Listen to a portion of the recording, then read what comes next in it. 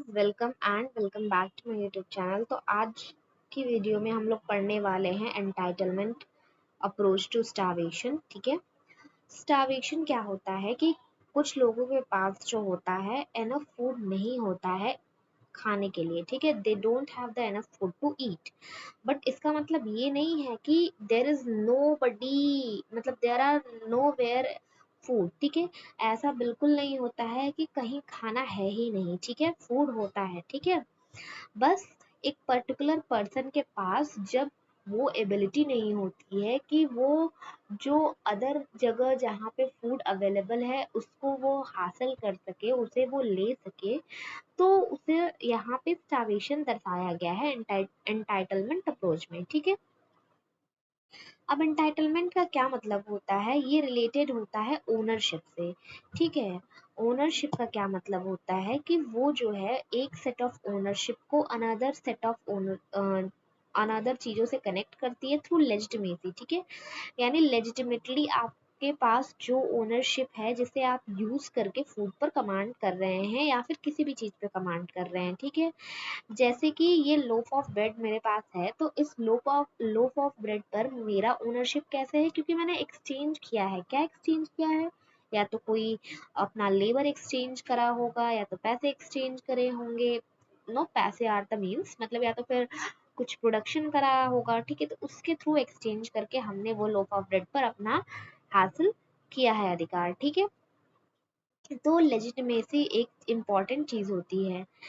Entitlement approach जो starvation है वो कंसंट्रेट करता है लोगों की एबिलिटी पर, जिसके थ्रू वो कमांड कर सके फूड पर लीगल मीन्स के थ्रू जो कि सोसाइटी में अवेलेबल है।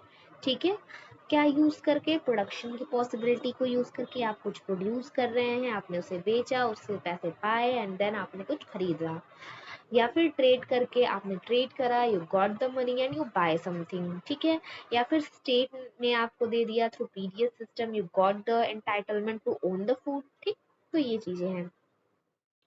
अब एक पर्सन स्टार्व करता है according to entitlement approach because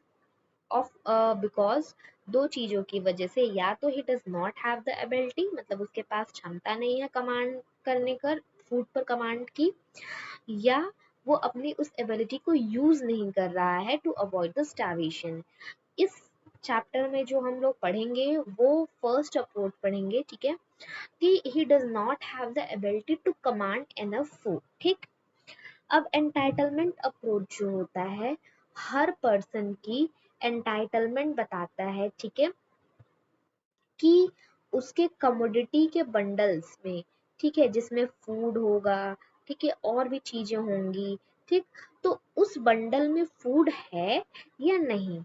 ठीक है, उस चीज को ये चीजें बताता है। ठीक, और अगर उस बंडल में एनफ फूड नहीं है, ठीक है, मतलब आपके यहाँ पर एंटाइटलमेंट अप्रोच में हर पर्सन का क्या होता है, ओनरशिप होता है। ठीक, तो उस ओनरशिप में कई सारे ओनरशिप्स हो सकते हैं उसके पास। हो सकता है उसके पास कोई एसेट हो, प्रोडक्शन की चीज हो, ठीक है, डिस्ट्रीब्यूशन की चीज हो, ट्रेड की चीज हो। ठीक, तो उस ओनरशिप के एंटाइटलमेंट में फूड का एंटाइटलमेंट उसके पास, यानी फूड का ओनरशिप उसके पास है या नहीं, ठीक, उससे डिसाइड होता है कि ही विल स्टार्व और नॉट। अगर उसके पास वो फेल हो जाता है to have enough bundle of food, ठीक है, उसके एंटाइटलमेंट सेट में अगर एनफ बंडल ऑफ फूड नहीं है, he does not have that bundle of food, तो वो स्टार्व करेगा। ठीक, तो starvation result from failure to be entitled to a bundle with enough food, यानी आपको वो बंडल आपने नहीं है, उस आपके पास वो बंडल, वो सेट ऑफ बंडल नहीं है जिसमें आपके पास एनफ फूड है, एंड दैट्स व्हाई स्टार्वेशन होता है। ठीक है, तो एंटाइटलमेंट रिलेशनशिप्स जो कि एक्सेप्ट करे गए हैं, वो सबसे पहला है ट्रेड बेस्ड एंटाइटलमेंट, यानी क्या आपको ट्रेडिंग करके जो चीजें मिल रही हैं। प्रोडक्शन बेस्ड एंटाइटलमेंट, ठीक है, यानी खुद का रिसोर्स यूज करके या फिर आप हायर करके कुछ प्रोड्यूस कर रहे हैं, that is the production based entitlement.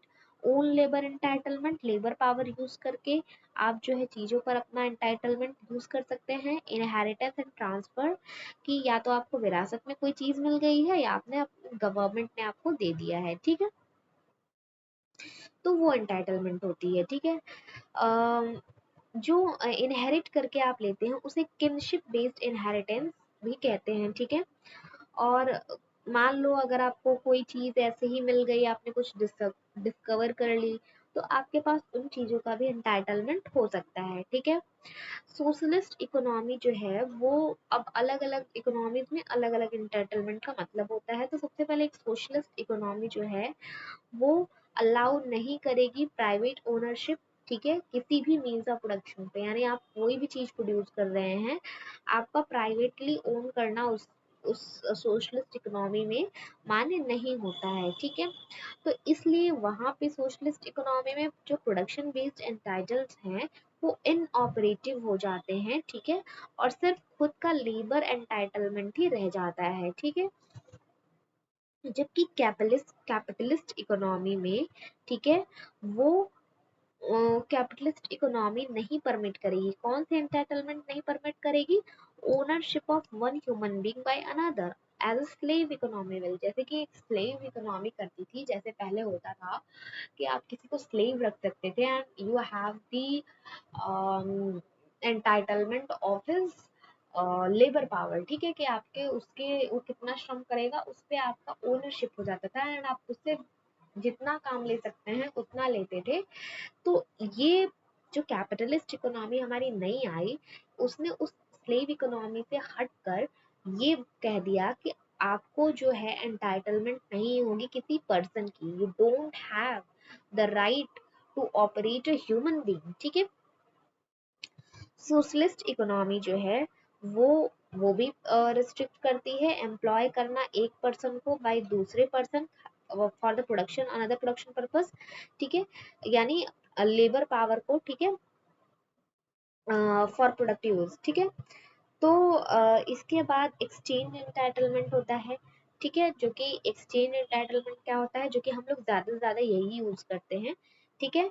तो मार्केट में एक पर्सन जो है वो एक्सचेंज कर सकता है, ठीक है, अपने पास उसके पास जो भी एंटाइटलमेंट है वो किसी गुड्स के लिए वो एक्सचेंज कर सकता है, ठीक है। और जितने भी वो कमोडिटीज एक्वायर करेगा एक्सचेंज में, उसको उसका एक्सचेंज एंटाइटलमेंट कहेंगे, ठीक है। इसके थ्रू हम लोग एक्सचेंज एंटाइटलमेंट मैपिंग बनाते हैं, जिसे ई मैपिंग भी बोला जाता है, ठीक है। और जो है एक पर्सन जो है स्टार्वेशन में चला जाएगा अगर उसकी ओनरशिप एंटाइटलमेंट जो है उसमें फूड नहीं है, जो कि ऊपर भी बताया था मैंने, ठीक है। इसके अलावा कुछ चीजें हैं जो कि पर्सन की एक्सचेंज एंटाइटलमेंट को डिफाइन करती हैं, वो क्या है कि पहली बात कि पहली वो एम्प्लॉयमेंट फाइंड आउट कर पा रहा है कि नहीं, ठीक, तब तो उसे कुछ मिलेगा and then he will exchange his labour, ठीक है, मतलब वो अपना लेबर देगा and then he will get something and फिर वो एक्सचेंज एंटाइटलमेंट के थ्रू कमोडिटीज बाई करेगा। तो सबसे पहले तो उसे एम्प्लॉयमेंट मिलनी चाहिए, ठीक है।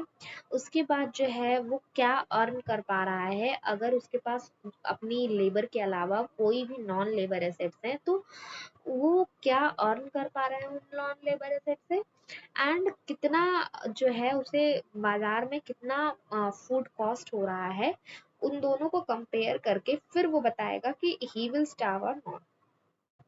उसके अलावा खुद के लेबर पावर से वो क्या प्रोड्यूस कर पा रहा है, कॉस्ट कितनी है, जो रिसोर्सेज हैं जो कि वो यूज करेगा प्रोडक्शन में, इसके अलावा उसे सोशल सिक्योरिटी बेनिफिट्स कितने मिल रहे हैं। तो ये चीजें हैं, ठीक है। एक पर्सन की एबिलिटी अवॉइड कि वो स्टार्वेशन अवॉइड करे, वो दोनों चीजों पे डिपेंड करेगी, ओनरशिप पर भी और एक्सचेंज एंटाइटलमेंट मैपिंग जो उसके पास है उस पर भी, ठीक है। अगर डिक्लाइन हो रही है फूड सप्लाई में तो उसे हंगर मतलब फेस करना पड़ सकता है, क्यों, क्योंकि फूड प्राइसेस राइज हो जाएंगी और उसके एक्सचेंज एंटाइटलमेंट में शायद उसे उतने पैसे न मिले, ठीक है। तो इस तरीके से भी हमारा फूड शॉर्टेज हो सकता है, ठीक है।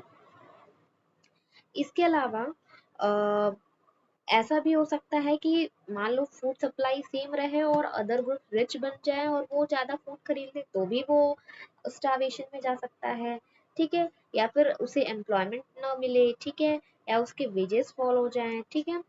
तो इसके अलावा वो किस पोजीशन पे है किसी इकोनॉमी में, किसी इकोनॉमिक क्लास में, उसकी पोजीशन पर भी डिपेंड कर सकता है कि वो स्टार्व करेगा कि नहीं करेगा। ठीक, तो बेस्ड, लेकिन अगर उसके पास मान लो सेम ओनरशिप पोजीशन भी है तो भी एक्सचेंज एंटाइटलमेंट जो होंगे वो डिफरेंट होंगे depending on what economic prospects उसके पास ओपन है। ठीक है, और कौन कौन से मोड्स ऑफ प्रोडक्शन उसके पास है। ठीक है, तो पीजेंट जो है वो एक लैंडलेस लेबर से दूसरे तरीके से डिफर करता है, यहाँ पर एग्जांपल दिया गया है। ठीक है, पीजेंट्स जो होते हैं उनके पास जो होती है वो खुद की लैंड होती है। ठीक है, जबकि लैंडलेस लेबरर के पास वो खुद की लैंड नहीं होती है, तो भी वो लोग सेम पोजीशन पे है। पीजेंट भी सेम खेती कर रहा है, लैंडलेस लेबरर भी खेती कर रहा है, बट उनका जो है इकोनॉमिक प्रोस्पेक्ट्स दोनों का डिफरेंट है, बिकॉज अ लैंडलेस लेबर के पास लैंड नहीं है एंड उसके पास उस तरीके की एंटाइटलमेंट ओनरशिप नहीं है जितना कि एक पीजेंट के पास है। तो अगर आप सेम ओनरशिप के पोजीशन पे रह रहे हैं तो भी आपके एंटाइटलमेंट रिलेशंस डिफरेंट हो सकते हैं। ठीक है, इसके बाद जो एक्सचेंज एंटाइटलमेंट जो है वो मार्केट एक्सचेंज पे भी नहीं, ये भी है कि स्टेट्स क्या प्रोवाइड कर रही है as a social security programme. ठीक है, तो एक सोशल सिक्योरिटी सिस्टम जैसे जहाँ पे ओल्ड एज पेंशन मिलता है, जहाँ पे पुअर को कुछ बेनिफिट्स मिलते हैं। ठीक है, वो भी उनके बंडल ऑफ फूड को अफेक्ट करता है। ठीक है, तो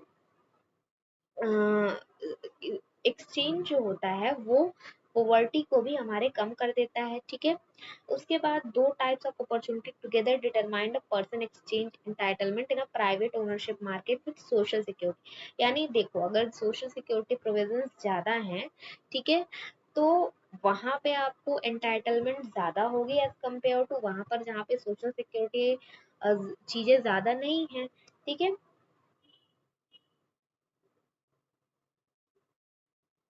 इसके बाद what prevent that is not high average. देखो, अब होता क्या है, यहाँ पर एक एग्जाम्पल दिया है कि रिच कंट्रीज में मोस्टली जैसे ब्रिटिश वगैरह कंट्रीज में आपको सोशल सिक्योरिटी बेनिफिट दी जाती है। ठीक है, तो minimum values of exchange adding to social security, यानी कुछ minimum values of exchange entitlement हर नागरिक को वहां पे मिली होती है, क्योंकि वो उनके सोशल सिक्योरिटी का पार्ट होता है and that's why rich countries में ज्यादा स्टार्वेशन नहीं आती है। ठीक है, तो वो चीज होती है, जैसे कि गारंटीड एम्प्लॉयमेंट वेज अगर प्रोवाइड कर दी जाए तो उसके वजह से स्टारवेशन खत्म हो सकता है। ठीक है, तो इस तरीके से रिच कंट्रीज में स्टारवेशन को अवॉइड किया जाता है। ठीक, क्योंकि सोशल सिक्योरिटी में मान लो आपको गारंटीड एम्प्लॉयमेंट अगर प्रोवाइड प्रदान की जाएगी तो इस तरीके से आपका जो है जो क्या कहते हैं फूड स्टारवेशन है वो चीजें खत्म हो सकती हैं। ठीक है, तो दैट्स ऑल फॉर इट। ठीक है, आपके लिए एंटाइटलमेंट अप्रोच में इतना बहुत होगा। ठीक, थैंक यू।